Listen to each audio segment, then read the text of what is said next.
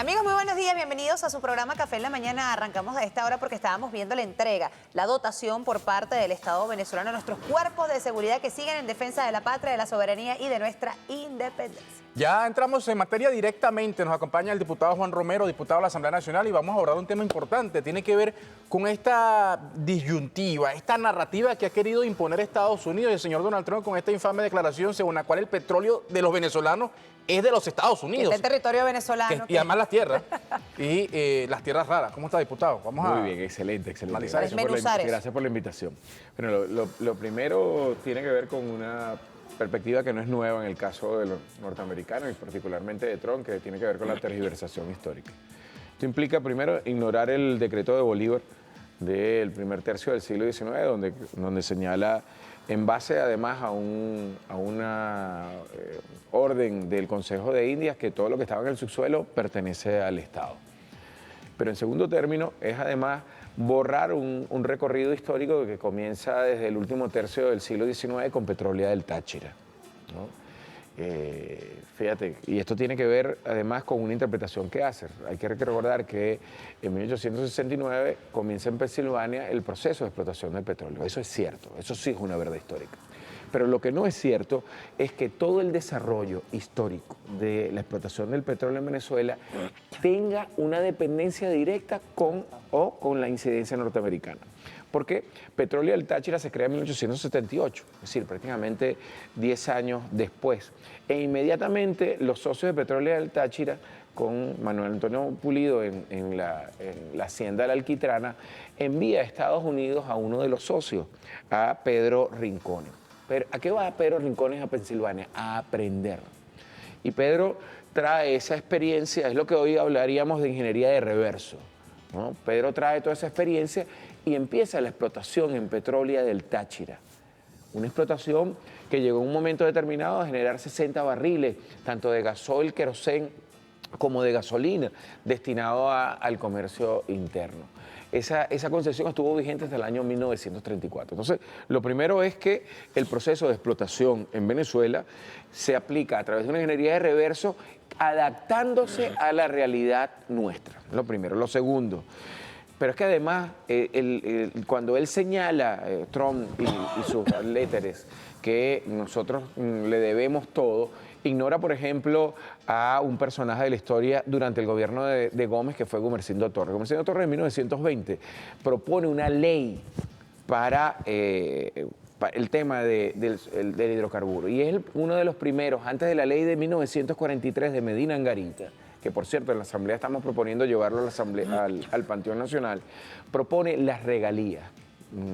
Gumersindo propone unas regalías de 15%, es decir, pagar impuestos y generar otros elementos aparte de la explotación. En tercer lugar, eso también implica ignorar lo que significó la huelga del 36, la huelga petrolera del 36, de la cual además me siento muy orgulloso porque mi abuelo fue uno de los dirigentes de esa huelga, Isidro Valle. Tiene que ver con las reivindicaciones y las luchas del movimiento obrero. En cuarto término, creo también que eso implica ignorar los propios desarrollos. En el año 1937, queridos compañeros que nos escuchan, se crea la Escuela de Geología, de Estudios Geológicos en la UCB. Y en 1952 se crea la primera Escuela de Ingeniería de Petróleo en mi ilustre Universidad del Zulia, de la cual me enorgullezco de ser profesor. Es decir, estamos hablando de dos iniciativas de formación académica en el área de petróleo venezolano. Esto, ¿por qué es importante? Porque cuando se produce la reversión, que es el alegato que utiliza Trump, no, la reversión, nos robaron, etcétera. Cuando se produce la reversión, significa que la Escuela de Geodesia de la Universidad Central de Venezuela tiene casi 40 años. Y cuando se produce la reversión, significa que la Escuela de Ingeniería de Petróleo de la Universidad del Zulia tiene casi 25 años, es decir, 40 años formando personal técnico venezolano con características muy importantes y particularidades. Otro tema que él ignora históricamente es que la explotación de petróleo aguas adentro es una iniciativa desarrollada por los obreros petroleros en el lago de Maracaibo. Hasta antes del inicio de la explotación petrolera, cuando sucede en 1914 lo del Sumaque y en 1922 el Barroso, no se explotaba petróleo aguas adentro. era solo sobre superficie seca. Y la innovación que hoy permite las plataformas continentales en Noruega, esas mismas plataformas que utiliza la ExxonMobil para robarnos a nosotros el petróleo, es producto de la ingeniería venezolana. Y esto no se ha dicho, ¿no? En sexto lugar, entonces él dice, objeta la nacionalización. Mira, ya va. Nosotros tuvimos que pagar 1.000 millones, ENMA, 1.000 millones a propósito de la nacionalización. Y además lo pagamos cuando ya había caducidad de los contratos, cuando habían, a propósito de las compañías transnacionales, disminuido su capacidad de explotación para no pagar los impuestos que de la ley de hidrocarburos de 1943 estaban vigentes, ¿no? Entonces hay un retroceso. Pero no solo eso. Uno de los elementos en la historiografía venezolana, y sobre eso escribió mucho Ali Rodríguez y otro ilustre zuliano que es Gastón Parra Luzardo, que fue presidente de Petróleos de Venezuela y directivo del Banco Central, profesor emérito de mi Universidad del Zulia, es que nosotros tuvimos que pagar adicionalmente, y por eso que se dice nacionalización chucuta, porque habían contratos de asesoría técnica que significaron entre 1976 y 1979 más de 7.000 millones de dólares tuvimos que pagar. Y quedamos amarrados hasta finales, hasta que llegó Chávez con contratos de exclusividad científica tecnológica con esas transnacionales. Es decir, nos vendían tecnología, teníamos que pagar, renovar la licencia y no podíamos generar unas dinámicas propias. Además, voy a decir otras dos cosas adicionales que demuestran esta falacia. Si fuera verdad lo que dice Trump, tendríamos nosotros que calcular sobre la base de esto, los pasivos ambientales. Cuando se produce la nacionalización, dejan en pasivos ambientales, en daños ambientales, en mi estado, el lago de Maracaibo, más de 40.000 millones de dólares en pasivos ambientales. Saquemos la cuenta en intereses caídos desde 1976 hasta el 2025, a ver cuánto nos van a deber. Son más de 23.000 kilómetros de tuberías que atraviesan el lago de Maracaibo, que producen derrame. Y además te voy a dar un elemento adicional que nos deberíamos de cobrar, la subsidencia. Tú vas a Lagunillas y Bachaquero y hay partes que están 7 metros por debajo del nivel del lago de Maracaibo. Cualquier ruptura de ese muro va a generar un gran desastre y eso debería de pagarlo las transnacionales, porque en la medida que sacaron petróleo y extrajeron gas, la plataforma fue bajando y hay 7 metros. Hay una parte donde hay 7 metros, tú estás 7 metros y no ves el lago, lo tienes arriba. No. Y eso es una subsidencia que es importante decir. Entonces, ¿de qué deuda hablamos? Páguenos los pasivos ambientales. Saquemos la cuenta, si eran 40.000 millones, repito la cifra, en pasivos ambientales para 1976, son casi 50 años que me tienen que pagar a mí de pasivos ambientales. El daño ecológico al lago de Maracaibo, que lo hemos visto recientemente con el fenómeno de la legna. El fenómeno de la legna tiene que ver con un alga que se reproduce, que se nutre de nitratos y fosfatos, producto de los derrames petroleros de los 23.000 kilómetros, repito la cifra, 23.000 kilómetros de tubería que establecieron las transnacionales en el lago de Maracaibo. ¿Quién le debe a quién?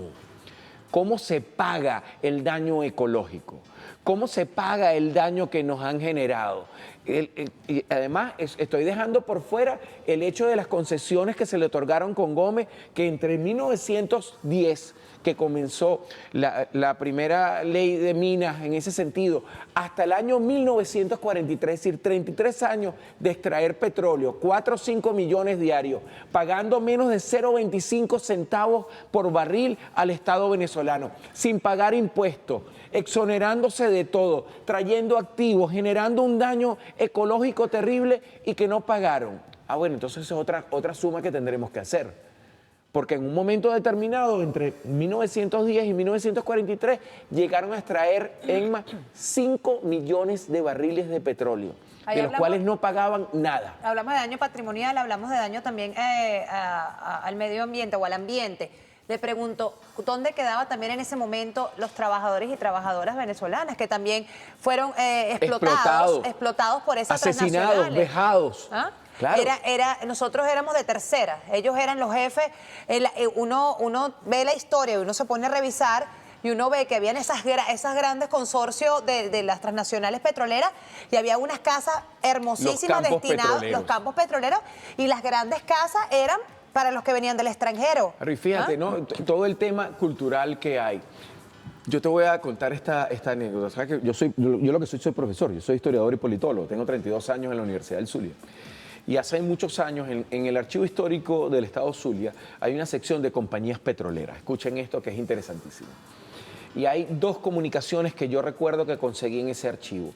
Una eran de las grandes damas de la ciudad de Cabimas, a la costa oriental del lago, quejándose porque con las compañías petroleras vinieron un conjunto de cambios y de modismo. Por ejemplo, eso que hoy decimos del guachimán es guachumán, ¿no? Algo que no se usa ya mucho, pero era muy típico de tus abuelos y los míos, era cuando la gente sacaba cosas, decían sacan los macundales. Ajá, ¿Qué eran macundales? Era la compañía Mac and Dale que traía las cajas llenas de equipo, de escritorios para las casas. Entonces, el venezolanismo es macundales, ¿sabes? Cuando tú traías cosas.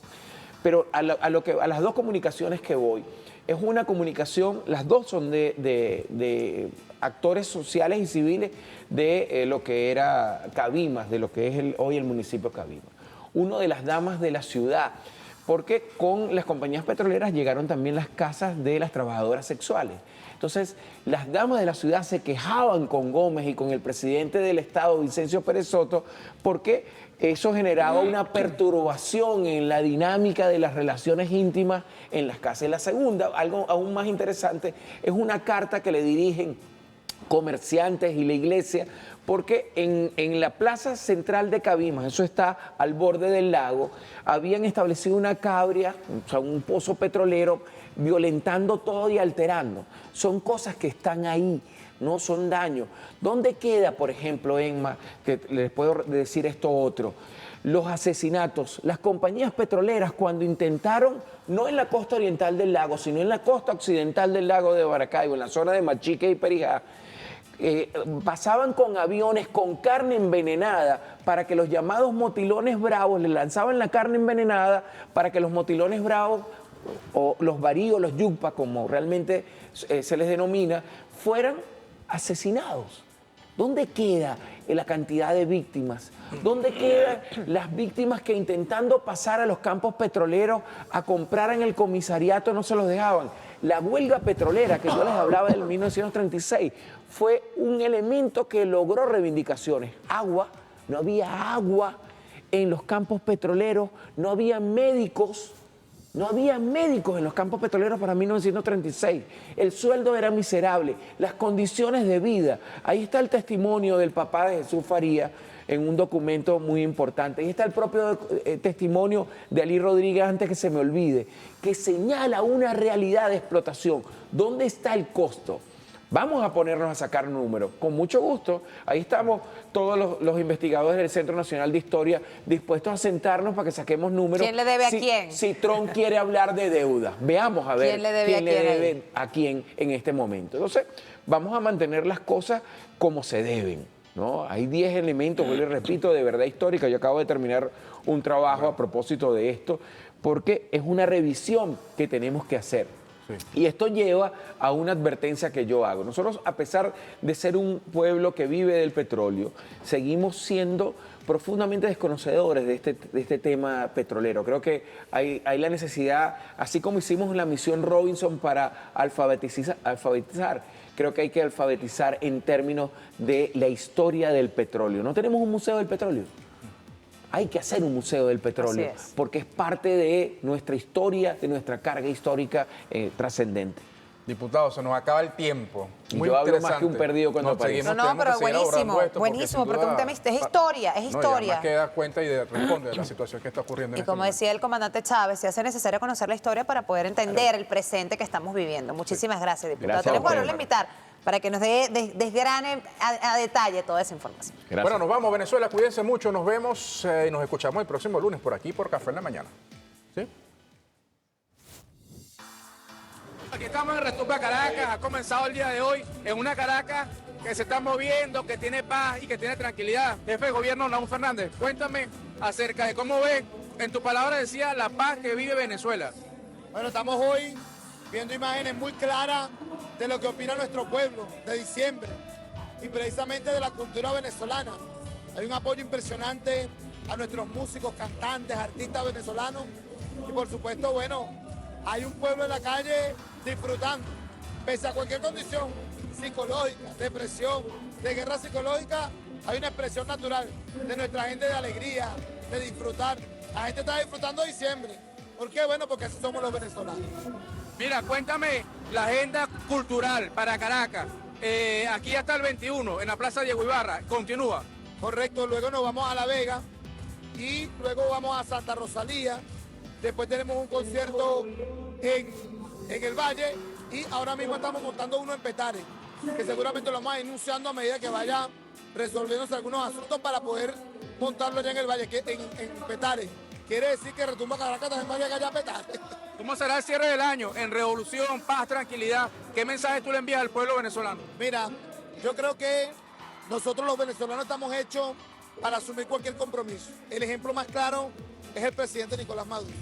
Viene siendo calumniado, vituperado, se ha mantenido al frente firme de la lucha por la independencia y la soberanía. Hoy ya no solamente se mete con Maduro, ya no es un tema solo contra el presidente Nicolás Maduro, sino que lo que hasta ahora se ha declarado por parte del gobierno del norte, desde las redes de Donald Trump, prácticamente es más que una ofensa, un abuso. Yo creo que el pueblo en su indignación sabe que eso ya tiene un nivel de locura y de desconocimiento de la historia, es un adefesio político, de faltarle el respeto a las normas internacionales, de irrumpir con el supremacismo en la lógica de la autodeterminación de los pueblos, de sus territorios. Bueno, pero mientras que ellos hacen eso, nosotros tenemos nuestra forma de ser, porque los venezolanos somos así. Los venezolanos que estamos en esta tierra, que nacimos en esta tierra, que es Venezuela, que es de los venezolanos, somos así. Y creo que se va a mantener Venezuela en paz. Creo que el venezolano va a disfrutar sus navidades, va a llegar el 31 de diciembre y va a arrancar una tremenda agenda del 2026, que ya se está planteando, se está instrumentando, las comunas van a seguir trabajando, los desarrollos económicos que se están haciendo como sistema endógeno de nuestro pueblo van a seguir trabajándose, los emprendimientos, y Venezuela va a ir surgiendo y saliendo de cualquier situación que impuesta por algunos actores, bueno, va a salir a flote y vamos a demostrar de que estamos hechos los venezolanos. Aquí hay garra, aquí hay orgullo patrio, aquí hay vergüenza patria. Y eso creo que es fundamental para nosotros los venezolanos y para que el mundo vea para acá. Que el mundo vea para acá. Porque los venezolanos vamos a dar lecciones de heroísmo, así como con Bolívar. Vamos a dar lecciones de heroísmo en este momento de la patria. Gracias, Nahum. Nahum Fernández, jefe de gobierno de Caracas. Bueno, en exclusiva para Café en la Mañana. Y este programa llegó a ustedes gracias al Banco de Venezuela, donde el mayor valor eres tú.